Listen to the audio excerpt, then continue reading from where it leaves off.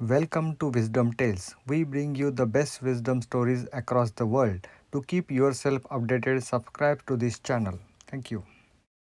दोस्तों मैं आपको एक चाइनीज़ कथा बोलूँगा। उस कथा का मतलब है कि आप किसी के लिए अच्छा करेंगे तो आपको हमेशा धन मिलेगा। ये कहानी है एक हानशिन नाम के बच्चे की। वो अपने फैमिली के साथ चाइना में रहता है और वो बहुत गरीब फैमिली रहती है। उनके पास रोज़ के खाने के लिए भी कुछ नहीं होता है और वो हमेशा दुखी रहता है। वो हानशिन सोचता है कि मैं मेरे फैमिली के लिए कुछ करूँ।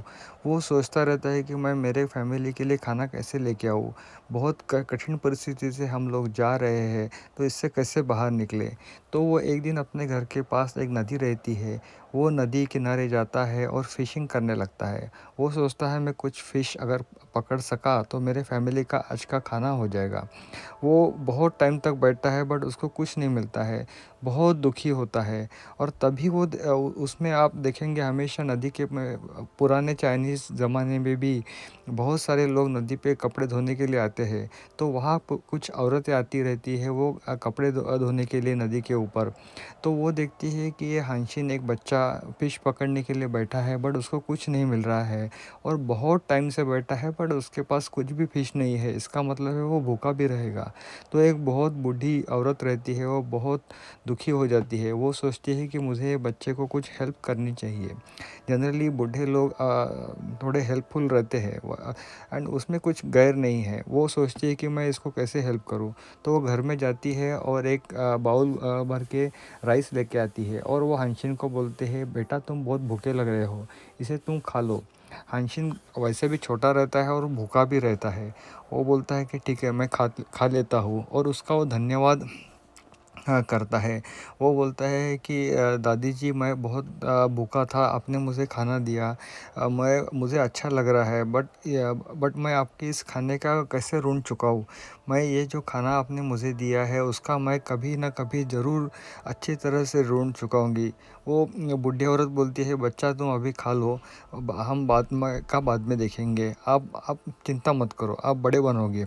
ऐसा करके वो उसका आशीर्वाद देती है और हानशिन फिर वहाँ से अच्छी तरह से खा लेता है और बाद में वो सोचता है कि मैं इसका कैसे ऋण चुकाऊँ। बट कुछ साल ऐसे ही बीत जाते हैं और हानशिन एक बहुत बड़ा आदमी बन जाता है।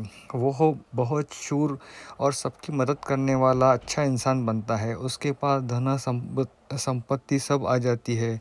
उसके पास दुनिया के सारे सुख आ जाते हैं। खाने खाने के लिए भी उसको अच्छी तरह से मिलता है। उसकी फैमिली भी हो जाती है और वो सबको हमेशा खुश देखना चाहता है। हानशिन ऐसा आदमी बनता है कि जिसको हमेशा सब लोग अच्छा मानते हैं और उसको प्रतिष्ठा बनती है। उसकी फैमिली भी होती है, रोज़ खाना अच्छी तरह से मिलता है। बट हानशिन एक अच्छे हृदय वाला इंसान रहता है, तो वो कभी भूलता नहीं है कि उसको जब वो खुद भूखा था तो किसी ने उसकी मदद की थी।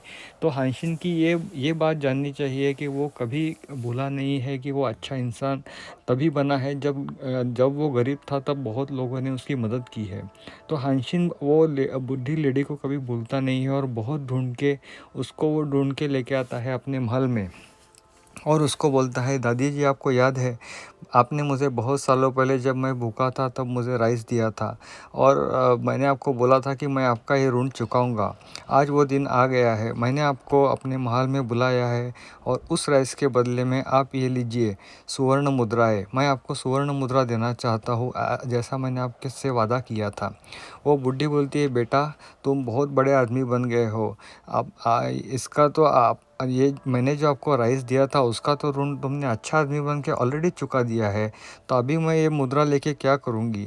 तो अब तुम अच्छा आदमी बन गए, इसमें ही मुझे मेरा मूल्य मिल गया है और उससे ही तुमने इस उस राइस का मूल्य चुका दिया है।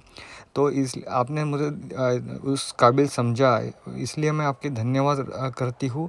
बट तुमने अच्छा आदमी बन के मेरा मूल्य ऑलरेडी चुका दिया है, तो इस धन का मुझे क्या लाभ। तो ऐसा करके वो दादी उसको आशीर्वाद देती है। तो इसलिए चाइना में ये बहुत फेमस कहानी है जिसका मतलब ऐसा है कि आप किसी के लिए अच्छा करोगे तो आपको हमेशा अच्छा मूल्य वापस मिलेगा। One rice equal to 1000 gold. As a return. यही चाइनीज़ कहावत है, आप किसी के लिए भी अच्छा करेंगे तो आपको हमेशा अच्छा ही मिलेगा।